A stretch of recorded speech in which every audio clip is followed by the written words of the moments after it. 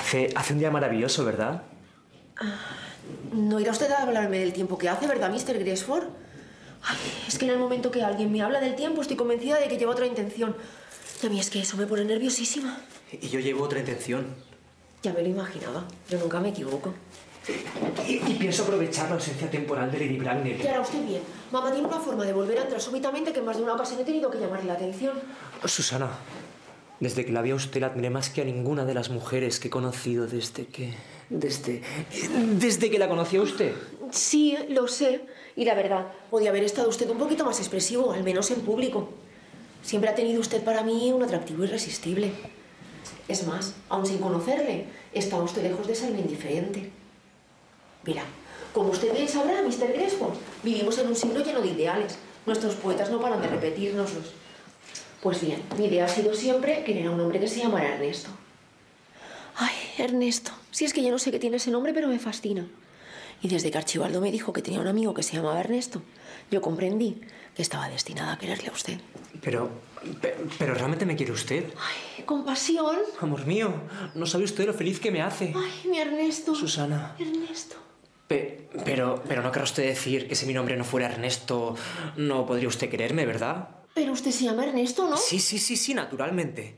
Pero suponiendo que no lo fuera, ¿iría usted a dejar de quererme por eso? Ay, mire, eso no son más que suposiciones metafísicas y como todas las suposiciones metafísicas están muy lejos de los hechos de la vida real tal y como los conocemos. Pues a mí, querida Susana, a decir verdad, me trae sin cuidado llamarme Ernesto. Es más, no creo que el nombre acabe de sentarme. Pero ¿cómo que no? Le sienta a usted divinamente. Es un nombre precioso, perfecto. Tiene una música. Pues yo considero que hay una porción de nombres mucho más bonitos. Juan, por ejemplo, es un nombre precioso. ¿Juan? Ay, no tiene la menor música.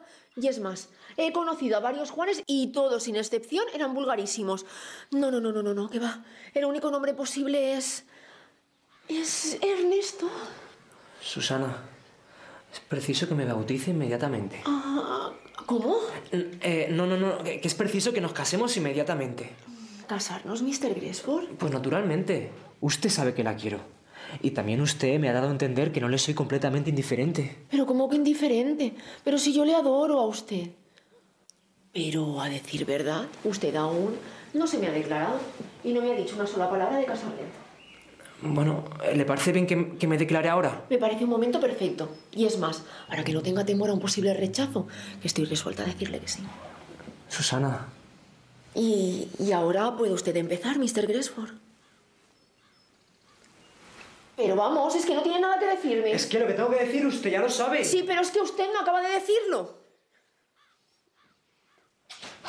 Susana, ¿quiere ser usted mi mujer? Ay, naturalmente que sí, Ernesto. Cuidado, que ha tardado usted tiempo en decirlo, ¿eh? Yo creo que en esto de las declaraciones no tiene usted mucha experiencia. Es que usted ha sido la única mujer a quien he amado en este mundo, Susana. Sí, pero sí, eso está muy bien. Pero los hombres se declaran en más de una ocasión para coger experiencia. Ay, ande, hombre, levante. Mira, yo lo sé, porque mi hermano Gerardo ya lo ha hecho en varias ocasiones. Todas mis amigas me lo han dicho. Ay, pero qué ojos marrones más maravillosos tiene usted, ¿no? Son completamente, absolutamente... Marrones. Y espero que usted me mirara siempre así. Sobre todo cuando haya gente delante.